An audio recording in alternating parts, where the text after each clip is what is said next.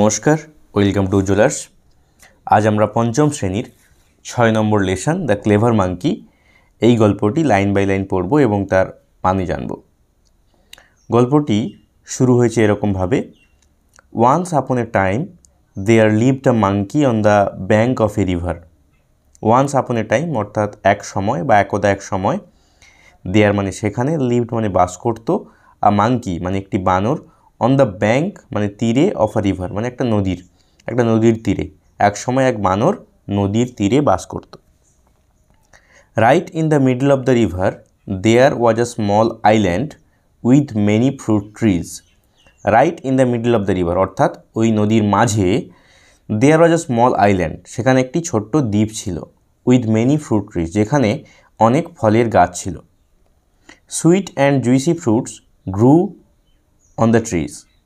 Sweet and juicy fruits অর্থাৎ মিষ্টি এবং রসালো ফল, গ্রু মানে হচ্ছে জন্মাতো বা ধরতো, অন দ্য ট্রিজ গাছে মিষ্টি এবং রসালো ফল ধরতো। At a distance from the bank there was a huge rock in the river.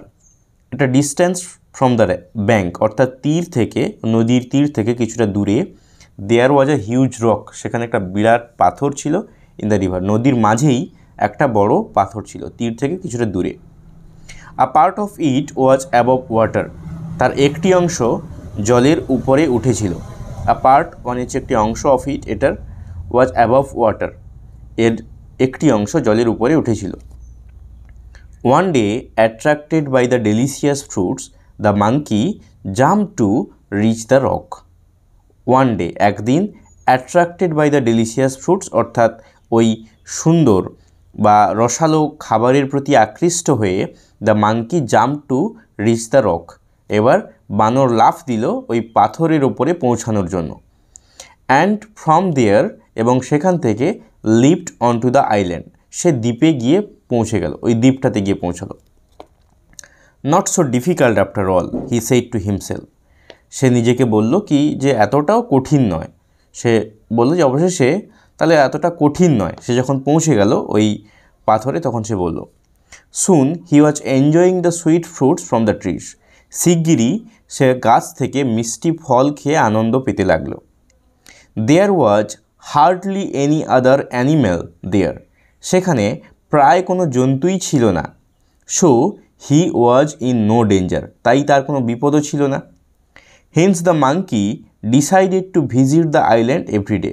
তাই বানরটি প্রতিদিন দ্বীপে যাওয়ার সিদ্ধান্ত নিল। হেন্স মানে তাই, দ্য মাঙ্কি মানে বানরটি, ডিসাইডেড মানে সিদ্ধান্ত নিয়েছিল, টু ভিজিট মানে যেতে বা ওখানে উপস্থিত থাকতে, দ্য আইল্যান্ড মানে দ্বীপে, এভরিডে প্রতিদিন। তাই বানরটি প্রতিদিন দ্বীপে যাওয়ার একটা সিদ্ধান্ত নিল।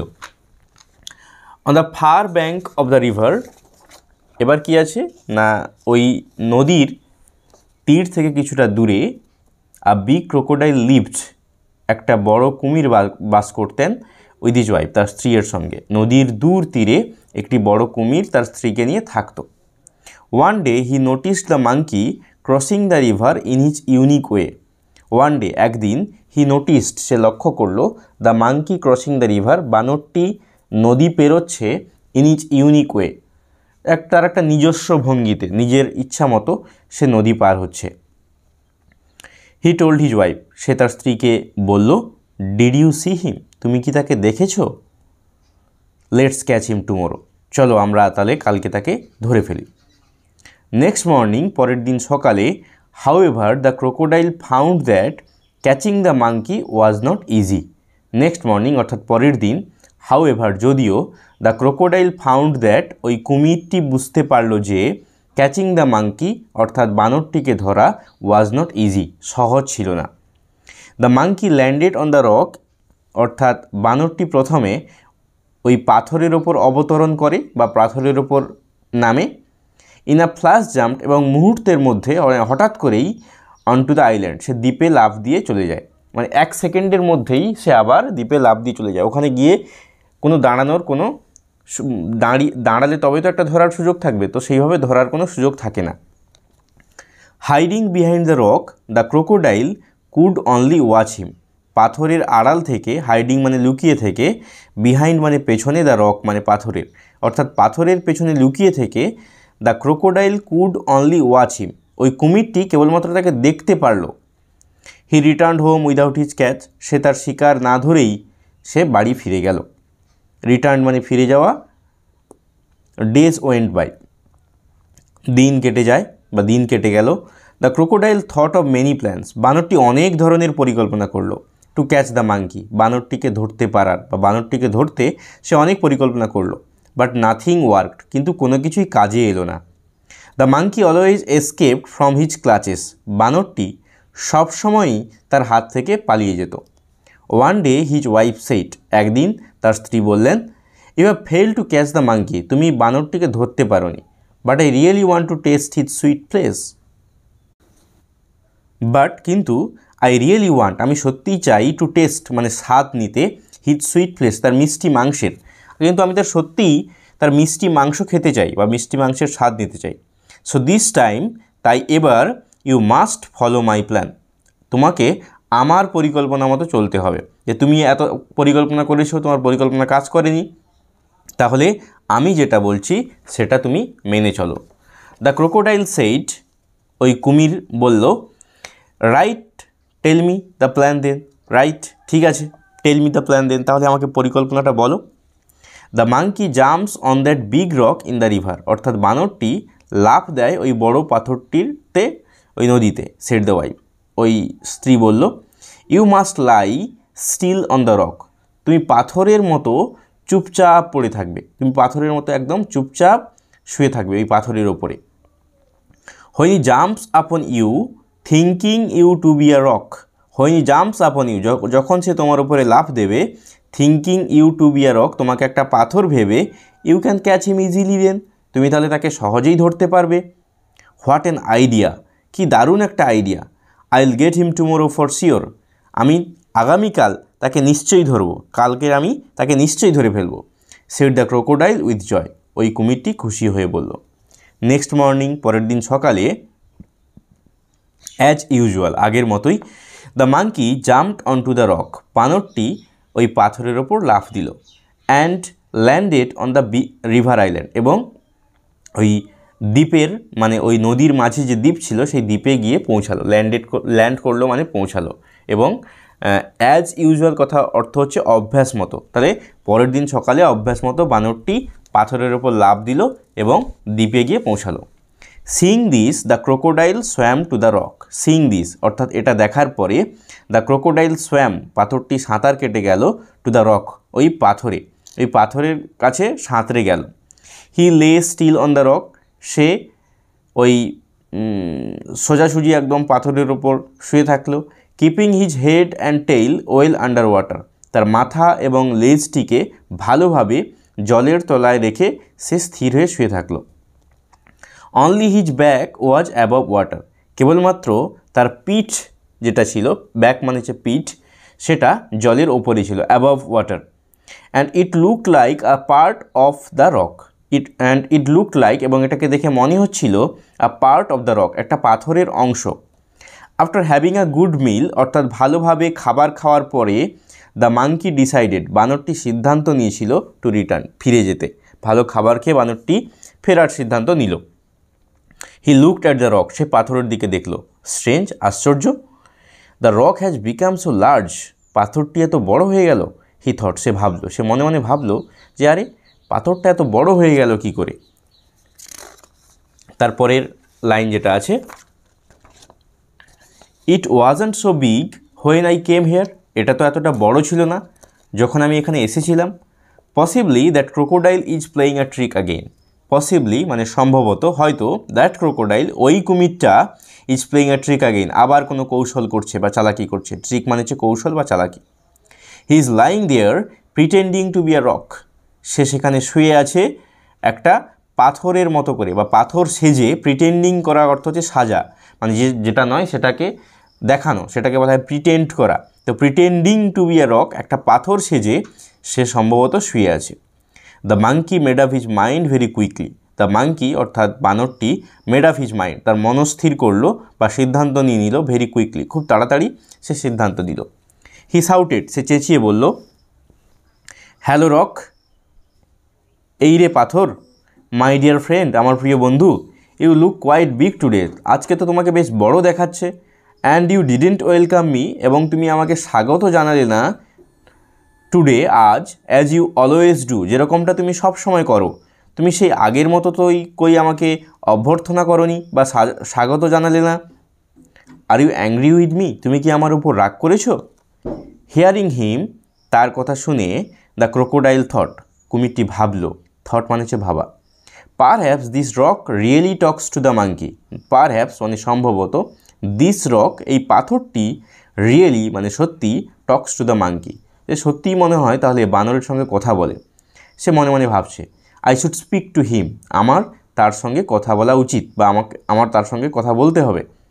Otherwise he might suspect something, অন্যথা আদারওয়াইজ মানে হচ্ছে না হলে, হি মাইট সাসপেক্ট সামথিং, সে হয়তো কোনো কিছু সন্দেহ করতে পারে।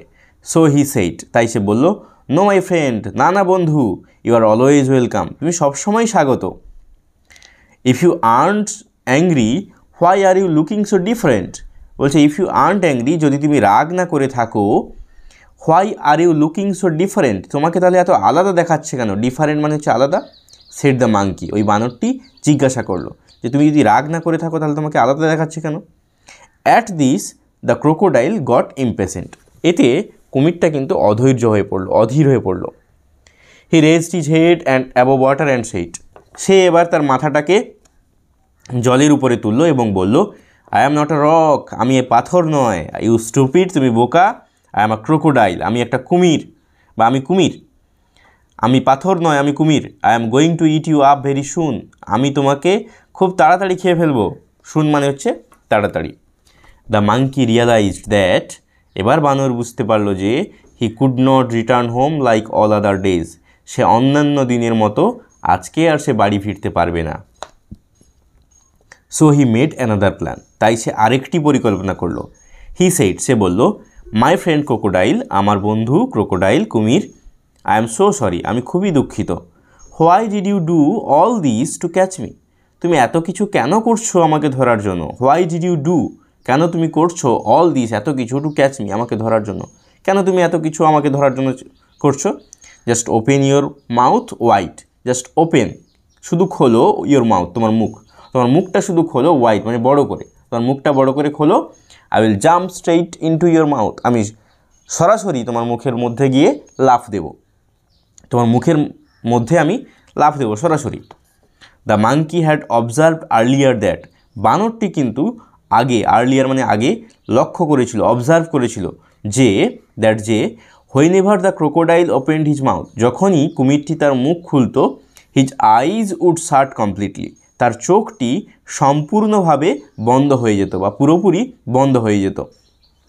But the crocodile did not know this, কিন্তু কুমিরটা এ কথা কিন্তু জানতো না। He was happy at the monkey's suggestion, সে বানরের প্রস্তাবে খুব খুশি হলো। হি ওয়াজ হ্যাপি, সে খুশি হলো অ্যাট দ্য মাঙ্কিজ সাজেশন, বানর যে প্রস্তাবটা দিল, সাজেশন মানে প্রস্তাব, সেই বানরের পরামর্শে কুমিরটি খুব খুশি হলো। He raised himself on the rock, সে নিজেকে পাথরের উপরে তুলল, with his mouth wide open, এবং তার মুখটাকে বড় করে সে খুলে ফেলল। অ্যান্ড হিজ আইস ক্লোজড, এবং তার চোখ বন্ধ হয়ে গেল।